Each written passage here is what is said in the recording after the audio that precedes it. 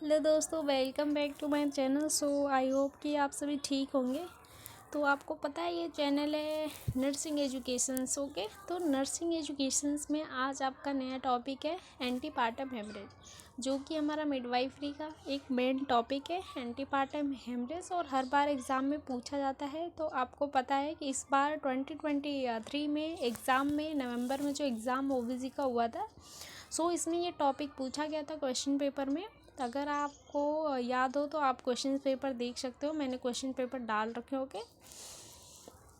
तो antepartum haemorrhage का जो पार्ट्स है ना, उसके बारे में हम डिस्कस करेंगे। एंड ये जो चैप्टर है काफ़ी लेंदी है, सो इसको हम 2 पार्ट्स में डिवाइड करके स्टडी करेंगे। तो हम टाइम वेस्ट किए बिना हम स्टार्ट करते हैं अपना टॉपिक। ओके, तो यहाँ पे आप देख सकते हो antepartum haemorrhage is defined as a bleeding form into genital tract after 28 week of pregnancy but before the birth of the baby.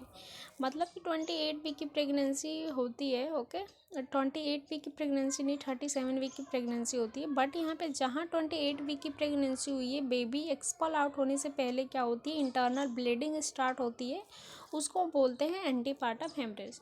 तो आपको बिल्कुल मैंने सिंपल वे में बताया है। एंड आप चाहो तो प्रॉपर नोट्स बना सकते हो, और कृपया करके नोट्स बनाओ तो स्टडी ज़रूर करो, लर्न ज़रूर करो, और जैसे एग्ज़ाम में पूछा जाता है वैसे आप लिखोगे।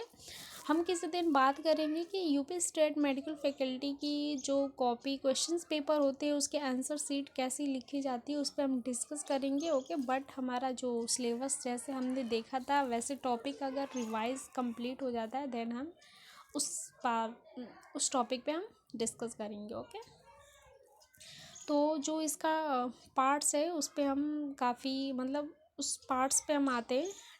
ओके, तो एंटीपार्टम जो हेमरेज है ना, उसे 2 पार्ट्स में डिवाइड किया गया है। एक तो प्लेसेंटा प्रीविया और एब्रप्शो प्लेसेंटा। मैं आपको जो प्लेसेंटा प्रीविया और एब्रप्शो प्लेसेंटा है, सो अभी प्लेसेंटा प्रीविया ये भी 2 पार्ट्स में हम डिस्कस करेंगे, बिकॉज ये भी लेंथी है, एंड एब्रप्शो प्लेसेंटा ये भी लेंथी है। सो मैनेजमेंट काफ़ी लेंथी है, तो इसको हम 2 पार्ट्स में डिवाइड करके स्टडी करेंगे। डेफिनेशन में आप देखो यहाँ पे दिया है, अगर आप चाहो तो इंग्लिश पढ़ सकते हो या फिर हिंदी पढ़ सकते हो, जिसमें आप कंफर्टेबल हो वो आप पढ़ सकते हो। अगर आप इंग्लिश में पढ़ते हो तो मैं आपको हिंदी में अच्छे से एक्सप्लेन कर दूँगी। इसका मतलब जो अर्थ है वो मैं आपको बता सकती हूँ कि कैसे क्या है, और जैसे मैं बोल रही हूँ वैसे अगर आप नोट्स लिख लो तो ज़्यादा बेटर है। ओके, यहाँ पे देखो प्लेसेंटा प्रीविया एक एबनॉर्मल कंडीशन है जिसमें प्लेसेंटा यूटस के अपर सेगमेंट में स्थित होने के स्थान पर लोअर सेगमेंट में स्थित हो जाता है, जिससे इसके समय पूर्ण क्या होता है, सेपरेशन हो सकता है। प्लेसेंटा प्रीविया के कारण होने वाली ब्लीडिंग पेनलेस होती है। सो इसमें दिया गया है प्लेसेंटा प्रीविया। ऑब्वियसली आपको पता है कि एंटीपार्टम हेमरेज एक एबनॉर्मल कंडीशन ही है। ओके, ये मतलब कि एक टाइप की एबनॉर्मलिटी है। ओके, आपको एंटीपार्टम हेमरेज से ही पता चल रहा होगा कि दिस इज़ एबनॉर्मलिटी। तो यहाँ पे देखो ये एक एबनॉर्मल कंडीशन है। और जो प्लेसेंटा होता है, आपको पता है कि प्लेसेंटा क्या होता है? नहीं पता तो मैं बता रही हूँ कि प्लेसेंटा क्या होता है। वैसे गलती हमारी है कि हमने प्लेसेंटा वाले टॉपिक पे हमने वीडियो नहीं डाला, बट प्लेसेंटा का एक मेन रोल होता है जो कि बेबी के अम्बिलिकल कॉर्ड देखा होगा आपने, अम्बिलिकल कॉर्ड और प्लेसेंटा से अटैच होता है, बिकॉज अम्बिलिकल कॉर्ड और प्लेसेंटा से ही बेबी को पूरा प्रॉपर न्यूट्रिशन प्रोवाइड की जाती है। ओके, मदर एंड बेबी तक जितने भी ऑक्सीजन्स होते हैं, ब्लड सप्लाई होता है, सब प्लेसेंटा से और अम्बिलिकल कॉर्ड से ही बच्चे तक पहुंचती है। सो जो प्लेसेंटा होता है वो यूट्रस के अपर सेगमेंट में स्थित ना होके कहाँ स्थित होता है, लोअर सेगमेंट में स्थित होता है। एवं इसके सब मतलब कि सेपरेशन जो टाइम पीरियड होता है ना इसका, उसके पहले ये जो प्लेसेंटा होता है ना उसका सेपरेशन हो जाता है, और सेपरेशन के टाइम पर ही ब्लीडिंग होती है। तो उसको हम बोलते हैं, जो ब्लीडिंग होती है ना वो पेन लेस होती है, मतलब कि पेन नहीं होता है। ओके, उसे हम बोलते हैं, उस कंडीशंस को हम बोलते हैं प्लेसेंटा प्रीविया। अगर आपसे कोई भी डेफिनेशन पूछता है कि प्लेसेंटा प्रीविया क्या होता है तो आप बताओगे। फिर मैं एक बार रिवाइज करती हूँ। ओके, कि प्लेसेंटा प्रीविया जो है ना एक एबनॉर्मल कंडीशन है। ओके, एबनॉर्मल कंडीशन है। और जो एक प्लेसेंटा होता है ना वो यूट्रस के अपर सेगमेंट में ना होकर यूट्रस के लोअर सेगमेंट में प्रेजेंट होता है एवं उसका समय से पूर्व क्या होता है सेपरेशन हो जाता है और इसमें जो ब्लीडिंग होती है वो पेनलेस होती है। दिस इज तो वो क्या होएगा प्लेसेंटा प्रीविया। मैंने डेफिनेशन बहुत ही ईजी तरीके से बताया, अगर आप चाहो तो कॉपी पे लिख सकते हो एंड याद कर सकते हो। ओके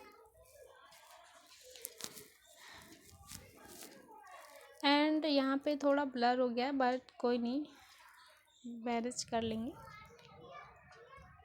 यहाँ पे देखो इटियोलॉजी, इटियोलॉजी का मतलब होता है कारण, चाहे आप कॉजेज बोलो या फिर इटियोलॉजी बोलो। सो इटियोलॉजी मिडवाइफरी वाले सब्जेक्ट में हर जगह इटियोलॉजी दिया गया है, तो आप कंफ्यूज नहीं होना। कॉजेज को ही हम इटियोलॉजी बोलते हैं एंड जो आपका वो होता है साइन एंड सिम्टम्स होता है उसको इसमें क्लिनिकल फीचर्स दिए गए हैं, तो आप बिल्कुल भी कंफ्यूज नहीं होना। ओके यहाँ पे देखो मैं टाइम वेस्ट नहीं करूँगी, ज़्यादा हिंदी नहीं पढ़ना है, मैं आपको वर्बली बस थोड़ा थोड़ा समझा दे रही हूँ। ओके और आपको एकदम इजी तरीके से समझा दे रही हूँ। यहाँ पे थ्योरी दी गई है, ड्रॉपिंग डाउन थ्योरी दी गई है, इसको आपको याद करना पड़ेगा चाहे आप जैसे भी याद करो, क्योंकि ये थ्योरी है। अगर आपको ये याद रहेगा पेपर में इटोलॉजी में लिखते हो तो ज़्यादा बेटर है। यहाँ पे देखो ड्रॉपिंग डाउन थ्योरी में ये कहा गया है कि जो ओवम होता है ना फर्टिलाइज्ड ओवम, आपको इतनी डिटेल ओबियसली में आप इतनी डिटेल हिंदी आपको नहीं समझ में आएगी, सो मैं ऐसी इंग्लिश में टर्म जो होते हैं वो बता रही हूँ।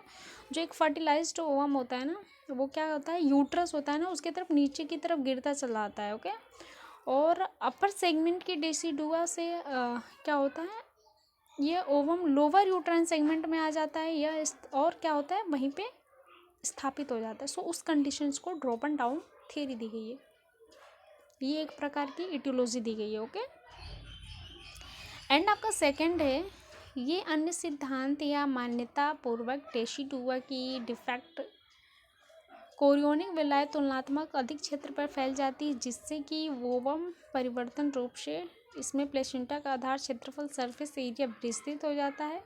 इसमें ये क्या है कि जो डेसिडुआ है ना वो पूरा उसका प्रॉपर जो स्थान है वो क्या कर लेता है, मतलब जगह उसका पूरा ले लेता है, जिसके कारण प्लेसेंटा प्रीविया वाली कंडीशन आती है। अभी आपको नीचे टाइप में समझ में आ जाएगा बिल्कुल अच्छी तरीके से। ओके और अन्य जो कॉजेज़ है वो हैं जो मैटरनल एज है वो 35 एज से अधिक है, मतलब कि अगर आपको पता है कि पहले मतलब अब शादी थोड़ी वो हो रही है तो फिर अगर मदर 35 एज से उधर अपर है मतलब कि आगे हो गई है, सो उस कंडीशंस में प्रेगनेंसी से रिलेटेड बहुत सारे प्रॉब्लम्स आपको देखने के लिए मिलेंगे।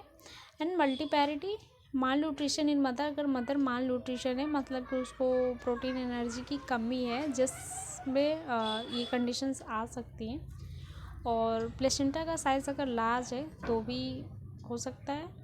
एंड यूट्रस में किसी प्रकार की सर्जरी हुई हो, आप देखोगे कि ये ओबीसी में हर जगह ये मेडिकल टर्म्स देखने के लिए मिलेंगे। मायोमेक्टमी हुई हो मतलब कि मायोमेक्टमी एंड हिस्टेक्टमी। हिस्टेक्टमी आप ध्यान देना कि hysterectomy removal of the uterus को हम बोलते हैं hysterectomy.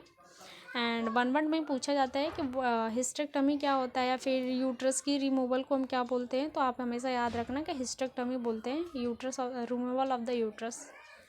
And abdominal placenta size smoking it is. अब देखो जो हमारा मेन है यहाँ पे वो क्या है टाइप्स, मेन हमारा क्या है यहाँ पे टाइप्स पे आप ज़्यादा फोकस करना है। हमने देखा कि इसका डेफिनेशन क्या है, डेफिनेशन में आप चाहो तो मैं एक बार और बता दूँ, ये हम लास्ट में क्या करेंगे एक बार और कंटिन्यू कर लेंगे। ओके रिवाइज कर लेंगे, बट अभी हम देखते हैं टाइप्स देखते हैं।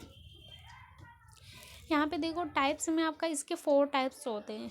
4 कितने होते हैं टोटल 4 टाइप्स होते हैं। और जो आपको डायग्राम दिख रहा है डायग्राम पे ज़्यादा फोकस करना है, बिकॉज अगर आप एग्ज़ाम में डायग्राम बनाते हो तो उस पर ज़्यादा फोकस की जाती है एंड उस पर ज़्यादा नंबर मिलते हैं। यहाँ पे टाइप 1 प्लेसेंटा प्रीविया देखो, टाइप 1 प्लेसेंटा प्रीविया में क्या होता है, जो प्लेसेंटा का अधिकांश भाग यूट्रस के अपर सेगमेंट में जबकि कुछ भाग लोअर यूट्राइन सेगमेंट में आ जाता है या टाइप 1 प्लेसेंटा प्रीविया कहलाता है। अगर प्लेसेंटा का कुछ भाग अपर सेगमेंट में है और कुछ नीचे की तरफ आ गया है तो उस कंडीशन को टाइप 1 प्लेसेंटा प्रीविया कहते हैं। And type 2 placenta previa way condition है जो इंटरनल ओस तक आ जाती है परंतु प्लेसेंटा इंटरनल ओस को कवर नहीं करती है। देखो फर्स्ट में है कि कुछ ऊपर की तरफ है प्लेसेंटा, कुछ नीचे की तरफ है ओके, इसे हम टाइप 1 प्लेसेंटा प्रीविया कहेंगे। टाइप 2 प्लेसेंटा प्रीविया में क्या हो रहा है, जो प्लेसेंटा है वो इंटरनल ओस, आपने एक्सटर्नल ओस और इंटरनल ओस तो सुना होगा। ओके, इंटरनल ओस जो अंदर की तरफ होता है, एक्सटर्नल ओस जो बाहर की तरफ होता है, जो विजुअलाइज होता है। ओके, एंड तो क्या होता है इसमें, इंटरनल ओस तक आ जाता है लेकिन इंटरनल ओस को कवर नहीं करता है, तो उसे हम बोलते हैं प्लेसेंटा टाइप 2 प्लेसेंटा प्रीविया या फिर मार्जिनल प्लेसेंटा प्रीविया। ओके, और फर्स्ट वाले को लो लाइंग प्लेसेंटा प्रीविया कहते हैं।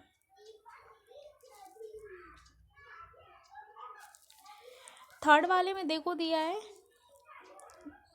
टाइप 3 प्लेसेंटा प्रीविया में, इस कंडीशन में प्लेसेंटा इंटरनल ओस को ढक लेता है, बट जब वो सर्विक्स डायलेट होती है तो उसको कवर नहीं करता है, तो इस कंडीशंस को हम बोलते हैं टाइप 3 प्लेसेंटा प्रीविया, इसको बोलते हैं incomplete parietal central placenta previa.